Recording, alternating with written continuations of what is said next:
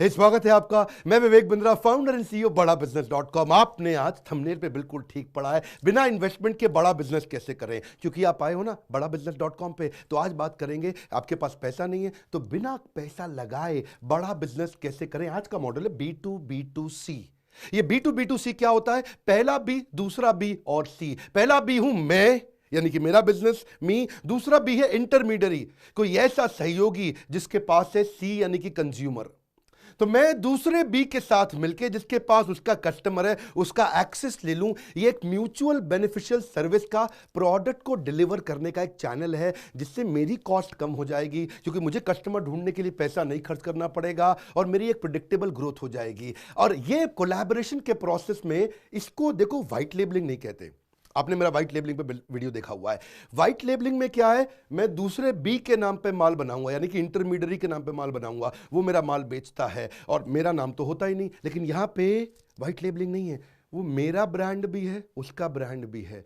वो अपने ब्रांड के माध्यम से मेरे ब्रांडेड प्रोडक्ट को बेचता है, तो यानी कि मेरा ब्रांड रिकॉग्नाइज होता रहेगा। आप इसमें डिस्ट्रीब्यूटर बना सकते हो, होलसेलर बना सकते हो, रिटेलर बना सकते हो, फ्रेंचाइजी बना सकते हो, ई कॉमर्स पे जा सकते हो, इंटरनेशनल डिस्ट्रीब्यूटर बना सकते हो। और उसको दूसरा बी क्यों आपके साथ जुड़ना चाहता है मालूम आपको? क्योंकि उसके पास 20 आइटम थे लेकिन आपकी वाली 10 नहीं थी, इसलिए वो जुड़ना चाहता है आपके साथ। आपने उसके प्रोडक्ट पोर्टफोलियो को बड़ा कर दिया। उसके पास इंटरेस्ट नहीं है कि वो आपके वाला प्रोडक्ट कहीं से लेकर के आए, या उसके पास वो रिसोर्स नहीं है, या वो खुद नहीं बना सकता। तो पहला बी मैं, दूसरे बी की मदद से, जिसके पास बहुत सारी जनता है, क्योंकि जिसके पास जनता है उसी की तो दुनिया सुनता है। इसी केस स्टडी के दौरान मैं आपको थोड़ा अपने बिजनेस मॉडल के बारे में भी बता दूं। प्रोडक्ट को आपको कंट्रोल में रखना है। अगर सेल्स का एक्सपीरियंस आप कंट्रोल में नहीं कर सकते, कम से कम प्रोडक्ट के एक्सपीरियंस को कंट्रोल में करो। आपको पता है हमने अपनी कई फ्रेंचाइजीज खोली हैं, हमारे साथ कई इंडिपेंडेंट बिजनेस कंसल्टेंट जुड़ चुके हैं, जो देश भर में हमारा प्रोडक्ट, हमारी ट्रेनिंग प्रोग्राम्स को सेल करते हैं। लेकिन प्रोडक्ट हम बनाते हैं। जब प्रोडक्ट कंट्रोल में रहता है, इसको बोलते हैं एनेबलिंग द एनेबलर। जो सामने एनेबलर है, आप उसको और एनेबल कर दो। Brand is everything. ब्रांड आपके कंट्रोल में रहना चाहिए। आपका ब्रांड क्या है? My brand is that my brand is everything. जिस दिन ये फिलॉसफी आ जाती है, तब आप प्रोडक्ट के एक्सपीरियंस को कंट्रोल में रखते हैं। बेचता आपके लिए कोई और है, और वो क्यों आपके लिए बेचता है? क्योंकि उसको प्राइस का कन्वीनियंस है और उसको मिनिमम इन्वेस्टमेंट का कन्वीनियंस है। अब आपने ये समझा बिजनेस मॉडल B2B2C। मैं हूं बी, दूसरा बी है वो इंटरमीडियरी, जो मेरी मदद करेगा माल बेचने में। क्यों? उसके पास से सी, जिसको बोलते हैं कंज्यूमर। अब आपको ये तो हो गया मॉडल। अब प्रोडक्ट कैसे बनाओगे?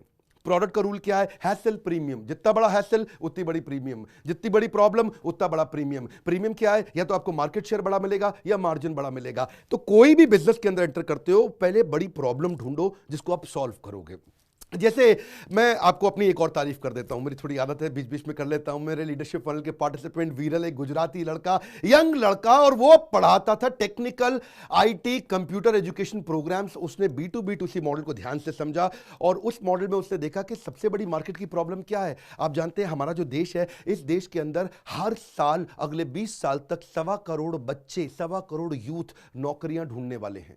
मेरी बात सुनना, हर साल 1.25 करोड़ बच्चे नौकरियां ढूंढेंगे अगले 20 साल तक। आप बात समझिए, ये वो देश है जहां 120 करोड़ों में से 60 करोड़ की जो जनता है, उनकी उम्र 26 साल से कम है। इसका मतलब हमारा देश यंगेस्ट देश है।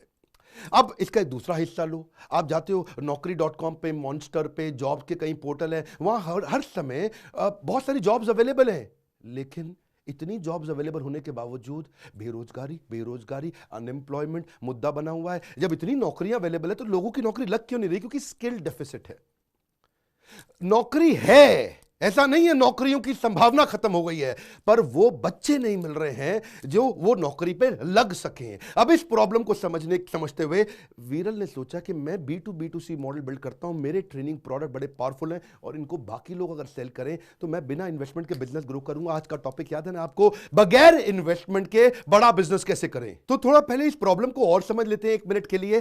ट्रेडिशनल मेथोडोलॉजी और ऑब्सोलीट टेक्नोलॉजी। जिस तरीके से पढ़ाया जा रहा है, पुरानी मेथोडोलॉजी और ऑब्सोलीट टेक्नोलॉजी। टीचर जो हैं, टीचर भी आउटडेटेड, कंटेंट भी आउटडेटेड। आप 19वीं सदी के कंटेंट को 20वीं सदी के टीचर से 21वीं सदी के बच्चे को पढ़ा रहे हो, बात चलेगी नहीं। और अगर बच्चा ड्रॉप आउट हो जाता है उसको और इग्नोर कर देते हैं। फोकस है यहां पे कि कैसे कोर्स को कंप्लीशन करें, रिजल्ट ओरिएंटेशन नहीं, course completion versus result orientation, इस फोकस को बदलना है। अगर एक टीचर सारे सब्जेक्ट नहीं पढ़ा सकता तो एक बच्चे से सारे सब्जेक्ट सीखने की उम्मीद नहीं की जानी चाहिए। हर बच्चे की एक स्ट्रेंथ है, उसको उसके हिसाब का स्किल डेवलपमेंट चाहिए। आप जानते हैं जापान के अंदर लिटरेसी रेट और एम्प्लॉयमेंट रेट बहुत ज्यादा क्यों है?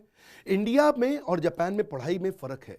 जापान में पढ़ाया जाता है उसको एक्सपीरियंस के लिए, यहां पढ़ाया जाता है एग्जामिनेशन के लिए। वहां पढ़ाया जाता है जॉब के लिए, ऑन द जॉब ट्रेनिंग के लिए, और यहां पढ़ाया जाता है एग्जामिनेशन के लिए, डिग्री के लिए। इवैल्यूएशन के सिस्टम में फर्क है। आप जानते हैं कि यहां पे जो मेजर किया जाता है उसके टेस्ट को मेजर करते हैं, वहां पे मेजर करते हैं एप्लीकेशन को। इधर क्या देखते हैं, टेस्ट में कितने नंबर आए, उधर क्या देखते हैं, अप्लाई कितनी बढ़िया से कर सकता है। इसको बोलते हैं रोट लर्निंग को चेंज करना। रोट मतलब रट्टा, रट्टा लगवाना बंद करना है। ऐसा नहीं कि इंडिया पूरी तरह पीछे रह गया है। इंडिया में 2030 तक मूक पूरा फैल चुका होगा। ये मूक क्या होता है? Massive open online courses.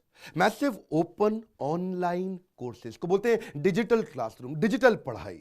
Digital पढ़ाई के वैसे अपने फायदे भी हैं, नुकसान भी हैं। एक नुकसान तो क्या है कि थोड़ा डिसिप्लिन नहीं रहता बच्चे में। बच्चा कहता है यार मेरे पास पढ़ा हुआ है, कोर्स पढ़ लूंगा, प्रोक्रेस्टिनेट करता है, बाद में देख लूंगा, इनडिसिप्लिन आ जाता है, इस चक्कर में वो फोकस नहीं कर पाता। तो क्या कुछ ऐसा कर सकते हैं कि डिजिटल के साथ फिजिकल भी ले आए?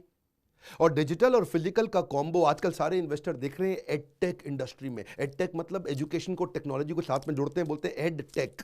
एडटेक में सब देख रहे हैं कि थोड़ा सा दोनों का कॉम्बिनेशन आ जाए। आपको मालूम है ना, हम भी फिजिकल डिजिटल दोनों करते हैं। मेरे ऐप में आप ऑनलाइन भी सीखते हैं और हमारे इवेंट्स में भी आते हैं। बड़ा अच्छा काम किया विरल ने, कंपनी चालू करी जिसका नाम क्या है, pride edu care. Pride edu care ने दोनों का कॉम्बिनेशन लिया। अब वापस बिजनेस मॉडल पे आते हैं, बिना इन्वेस्टमेंट के पैसा कैसे कमाएं, बड़ा बिजनेस कैसे करें, B2B2C।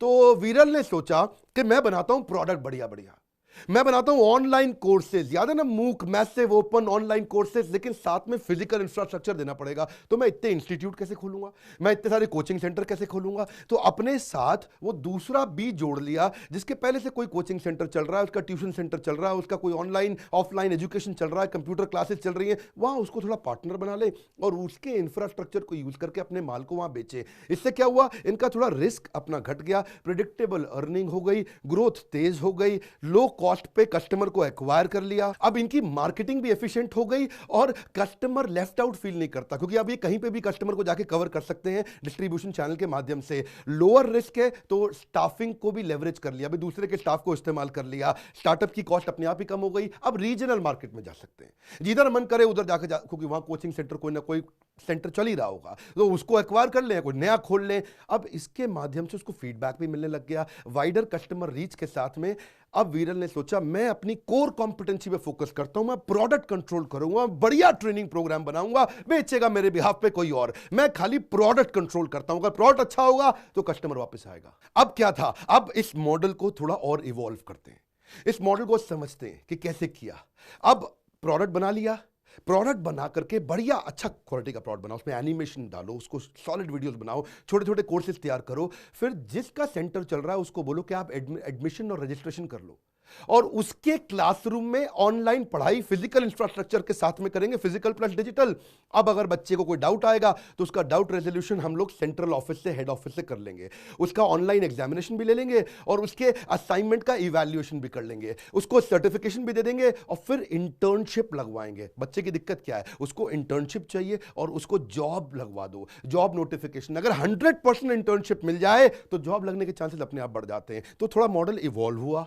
अब देखते ही देखते 1 लाख बच्चों को पढ़ा दिया, 35 सेंटर फटाफट से खोल दिए, और क्योंकि अब साथ में इंटर्नशिप लगा देते हैं तो बच्चा जो पैसा खर्च करता है वो 100% पैसा वापस ले लेता है, क्योंकि उसको इंटर्नशिप के दौरान उसकी फीस पूरी रिकवर हो जाती है। 100 से ज्यादा टेक्निकल कोर्सेज बना दिए और देखते ही देखते हिंदी इंग्लिश के अलावा 14 भाषाओं में लेके जा रहे हैं। माइक्रोसॉफ्ट का, NSDC का, स्किल इंडिया का ले लिया सर्टिफिकेशन साथ में, और लाइफ टाइम असिस्टेंस दे दिया कि बच्चे को प्लेसमेंट मिल जाए, उसका असिस्टेंस मिल जाए तो बच्चा खुश रहता है। हो गया मॉडल और इवॉल्व। तो देखा कि प्रोडक्ट वो बनाओ जो जल्दी बिकता हो, ताकि जो मेरा फ्रेंचाइजी है, जो मेरा दूसरा वाला बी था ना, B1 में, B2 वो इंटरमीडियरी जो मेरे प्रोडक्ट को बेचेगा, उसको अगर ऐसा प्रोडक्ट दे दो जैसे कि मशीन लर्निंग, आर्टिफिशियल इंटेलिजेंस बहुत चल रहा है, पाइथन के कोर्सेज, GST करा दो, डिजिटल मार्केटिंग सबको सीखना है, एडवांस एक्सेल सीखना है, जावा, .NET, एथिकल हैकिंग, कुछ कोरल ड्रॉ, फोटोशॉप वगैरह भी सिखा सकते हैं, इलस्ट्रेटर, कुछ उसको वीडियो एडिटिंग सिखा दे, एंड्रॉइड ऐप बनाना सिखा दे, web designing, share market, Tally, taxation. अगर ये सारे फास्ट मूविंग प्रोडक्ट हैं,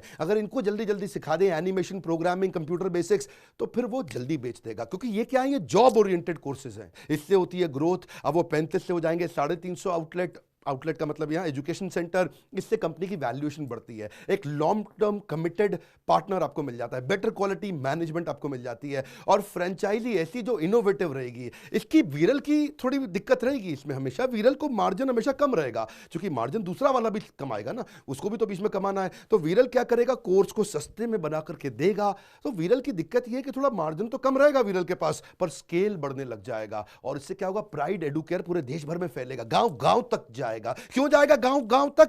क्योंकि जहां भी सेंटर है वहां मैंने अपना कोर्स बना दिया, और किसी का भी कोई भी इंफ्रास्ट्रक्चर ले, भाई तेरे यहां बच्चे आते हैं, पकड़ मेरा कोर्स तू बेच। मॉडल और इवॉल्व हुआ तो देखा कि कई तरह के लोग जुड़ सकते हैं हमारे साथ में। मैंने प्रोडक्ट तैयार किया, बस ये देखना है कि बिकेगा ये कहां कहां, बेचने में वो मेहनत करेगा ना। तो कोई भी बडिंग एंटरप्रेन्योर है, उसको नया सेटअप करना है, कोई एग्जिस्टिंग कंप्यूटर सेंटर है, कोई भी कोचिंग सेंटर है, कोई कॉलेजेस भी आजकल जुड़ते हैं, उनकी भी नैक की रेटिंग इंप्रूव होती है, स्कूल है, साइबर कैफे हैं, किसी को एडिशनल इनकम करनी है, उसके पास इंफ्रास्ट्रक्चर पहले से ही है, उसको यूज करो। ये कहते हैं भाई मैं तेरे को सपोर्ट करूंगा ना, तू माल बेच वहां पे, मैं तुझे सर्टिफिकेट दिलाऊंगा, तेरे पोस्टर बैनर लगा दूंगा, तुझे मार्केटिंग का सपोर्ट दूंगा, तुझे मैं डेकोर की किट दूंगा, तेरे मतलब सुंदर बना दूंगा ना। उसको थोड़ा ब्रोशर चाहिए कि फीस तेरी मर्जी की है, तू अपनी मर्जी से बेच, जिस फीस पे बेचना बेच, मैं कंटेंट तुझे अपडेट करके दूंगा, तेरे को टीचर रखने की जरूरत ही नहीं, तेरी टीचर पे डिपेंडेंस खत्म हो गया। और जब इस तरह चलेगा पूरा फ्रीडम बैच साइज का, तो सामने वाला जब पैसा कमाता है उसको क्या चाहिए, जो दूसरा बी है उसको चाहिए आरओआई आरओआई आरओआई। हाँ,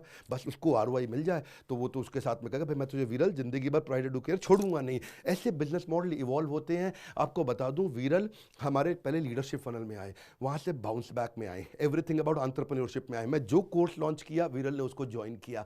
ऐसा गुजराती यंग लड़का छा गया। मैं ऐसे लड़के की तारीफ करने में रुकूंगा नहीं कभी। आप बोलो क्यों करते हो, करूंगा। ऐसे ही लड़के हैं जो अब पूरे देश में बिना पैसा लगाए फट फट फट फट फट बिजनेस बिल्ड कर देते हैं। लोग सोचते हैं पैसा चाहिए धंधा बड़ा करने के लिए, इसीलिए आइए आप मेरे यूट्यूब चैनल पे, हमेशा आइए, ऐसी केस स्टडी दूंगा। वीरल की केस स्टडी पूरे देश को फेमस करके देनी है। आपके पास अगर पैसा नहीं है, आप भी जुड़ सकते हो वीरल के साथ। 4-5 कंप्यूटर लगाए, फटफट फट चालू किया, आपका फायदा, वीरल की ऑर्गेनाइजेशन का फायदा, स्टूडेंट का फायदा। इसको बोलते हैं इकोसिस्टम को बिल्ड करना। क्यों नहीं ऐसी स्टोरी को शेयर करते हैं, सारे स्कूल कॉलेज इंस्टीट्यूशन सबको पता चलना चाहिए, बच्चों को पता चलना चाहिए।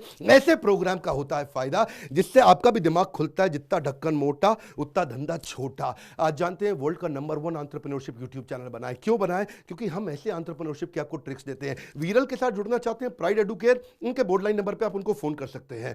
आप बोर्डलाइन नंबर दिया है। हमारे साथ जुड़ने के लिए फेसबुक पे आइए। फेसबुक पे इस समय बहुत तेज मैं नया कंटेंट डाल रहा हूं, वहां आइए। वीडियो को शेयर करना मत भूलिए, लाइक करके उत्साह बढ़ाइए। सब्सक्राइब आपने तो कर रखा है, दूसरों से कौन कराएगा? आपको कराना है ना, क्यों? तो उनका भी फायदा हो। हमारे साथ जुड़े रहने के लिए, हर बार वापस आके वीडियोस को देखने के लिए आप सबका प्रेम पूर्वक बहुत बहुत धन्यवाद।